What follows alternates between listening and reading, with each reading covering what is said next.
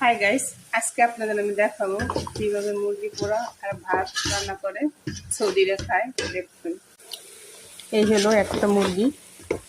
দেখুন ওরা আস্তাই খায়, বুঝছেন। এই মুরগিটারে পোড়বো, মানে সেদ্ধ হওয়ার পর আর কি পোড়বো, এখন না, কিছুক্ষণ পরে। আপনারা আমার সাথেই থাকেন। এটা এখন কষানো হয়েছে, এখন পানি দেব, গরম পানি।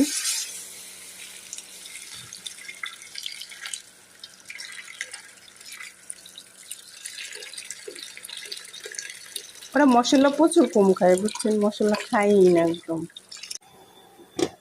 দেখেন গাইস,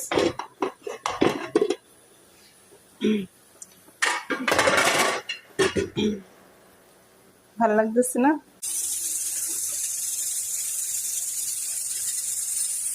দেখেন গাইস,